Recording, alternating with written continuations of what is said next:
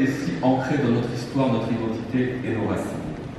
Un bouffet de jeunesse et d'énergie que de la lire et beaucoup d'enthousiasme pour la vie. Troisième exemple, enfin, les canaux.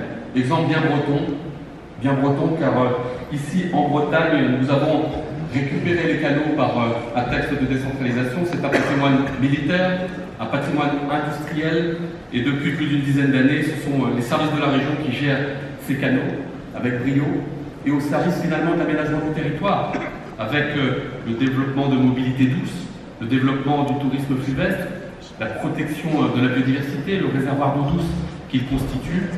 Bref, un patrimoine fluvial qui bénéficie aujourd'hui d'un second souffle, comme les territoires qu'il traverse, du centre-Bretagne notamment, qui bénéficie ainsi d'une nouvelle énergie insufflée avec tous les liens que nous tissons avec les autres collectivités et partenaires locaux.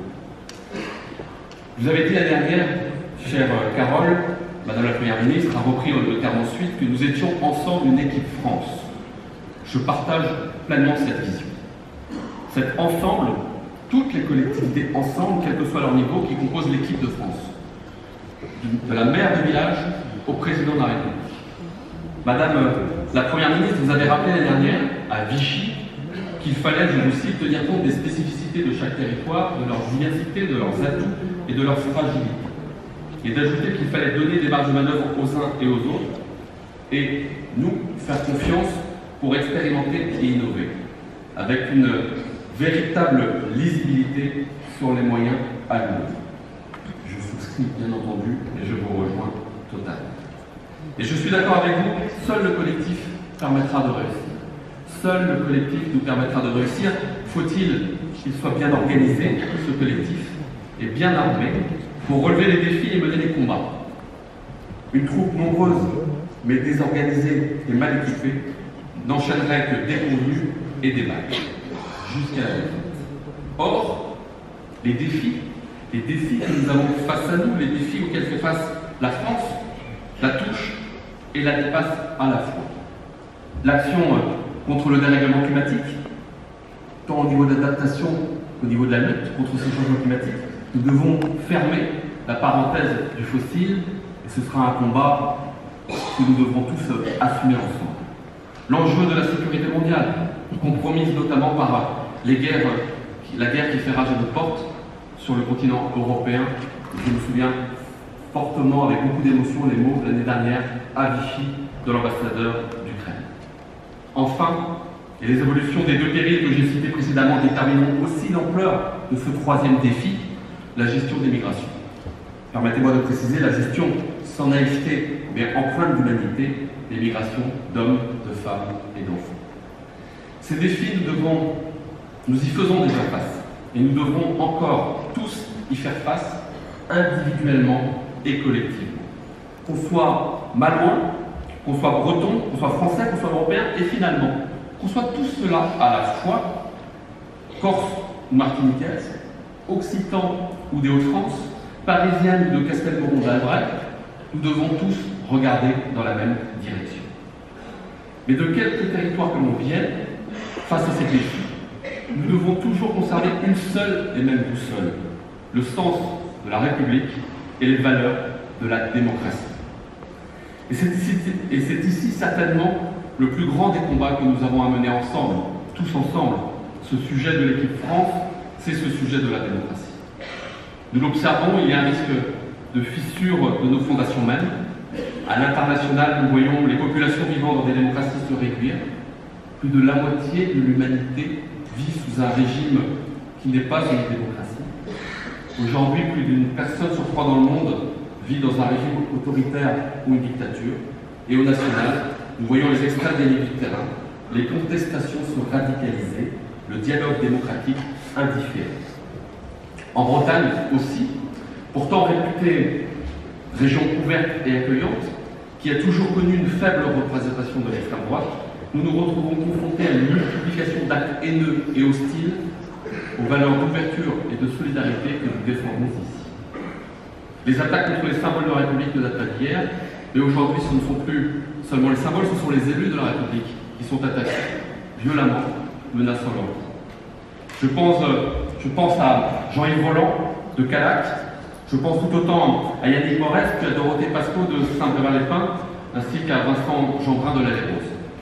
Il y a une violence sociale latente qui croît avec la montée de l'inflation, de l'exclusion, de la volonté de faire des boucs émissaires ceux qui seraient responsables de tous nos maux à tous les niveaux de la société. L'angoisse du déclassement, de la paupérisation et la peur, ce sentiment chez certains de nos concitoyens qu'il faut casser le système et que nous, élus, nous qui assumons ces responsabilités ô combien importantes pour l'avenir de notre pays, nous ne serverions plus à rien. Aussi, il faut redoubler le contrat social. Pour cela, il faut un pacte entre nous, gouvernement et collectivités, chacun à son poste, en ordre de bataille, sans nier nos différences. Chacun dans ses champs de compétences, doté des moyens qui lui permettent d'être véritablement opérationnel et efficace, bref, autonome. La politique en circuit court, non pas juste pour son précaré au bénéfice, bien entendu, de l'ensemble.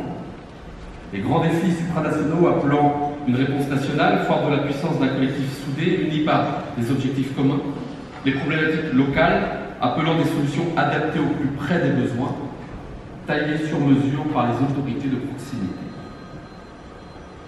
Aussi, que tous les échelons de pouvoir ne promettent pas tout à tous, car nous ne ferions que renforcer la défiance à l'égard de la puissance publique. Chacun à son poste, je le disais, dans un esprit de soutien et de coopération, c'est un changement d'état d'esprit réellement profond qu'il nous faut mettre en œuvre. L'efficacité passe par le travail en commun, y compris au passage pour les agences de l'État. Vous l'avez également dit, Madame la Première ministre, pour être efficace, nous devons associer toutes les collectivités. Le cloisonnement serait une erreur. C'est dans cet esprit que la Bretagne a travaillé un socle de propositions pour une République des territoires au fondement démocratique fortifié que je vous ai confié. Monsieur le Président du Sénat, je vous en ai aussi adressé une copie lorsque, comme je le fais à chaque fois que le Conseil régional, la Bretagne émet des avis, des remarques, des propositions pour l'avenir de la Bretagne, mais aussi pour l'avenir de la République. Ces propositions sont issues d'un dialogue transpartisan que je salue aujourd'hui, car plusieurs des conseillers régionaux de tous les bancs sont dans la salle. Ce travail est le fruit des leçons tirées des expériences de la décentralisation et des tentatives de déconcentration des récentes décennies. Ainsi, sans dévoiler l'entièreté du rapport, ces propositions visent à sécuriser l'atterrissage de politique nationale à l'échelon régional, en Bretagne ou ailleurs, car, je le dis, nous n'avons pas l'exclusivité de ces réflexions. Ainsi, il a été identifié que, notamment ici en Bretagne, mais je sais que Christelle Morancet le vit tout autant que moi, à l'échelle régionale, la concertation fonctionne. Je pense notamment à la conférence régionale mer et littoral, organisée par la région. Elle a été utile pour permettre l'implantation des éoliennes en mer à Saint-Brieuc. Je ne sais pas si vous les avez vues, mais on les voit des étages ici ou des remparts. Et ces éoliennes, je le rappelle, c'est 14 ans de travail. 14 ans de travail qui ne se mènent pas sans une concertation et un travail approfondi, assumé par les élus locaux. Si j'en parle ici, c'est parce que je pense que nous en avons furieusement besoin pour demain, et si autoriser la concertation n'appelle pas de moyens supplémentaires, il faut bien entendu, à chaque fois et régulièrement, le confirmer et le renforcer.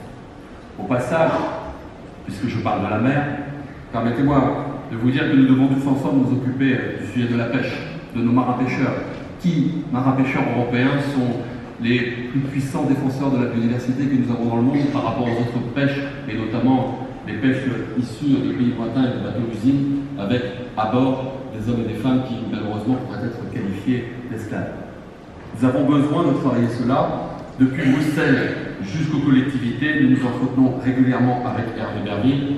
Je sais que d'autres réunions auront lieu dans la journée, et c'est indispensable.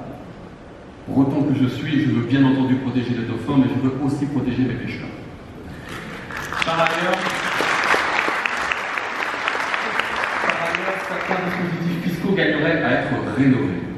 Je me permets ici de vous dire que nous avions travaillé avec Julien Normandie et Edouard Philippe pour inventer le Pinel breton. Ce Pinel breton, ce n'est pas plus d'argent pour la Bretagne, c'est juste nous autoriser à répartir différemment en Bretagne des outils fiscaux mis en place pour favoriser le développement du logement.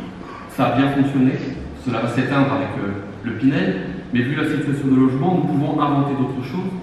Je l'ai dit au ministre Béchu, je l'ai dit à toutes celles et ceux qui sont disponibles. Nous en avions parlé aussi, Madame la Première ministre, Nous sommes prêts à expérimenter, à inventer et à faire en sorte que les élus à l'échelle régionale, qui gagnent les élus des collectivités à l'échelle régionale, prennent leur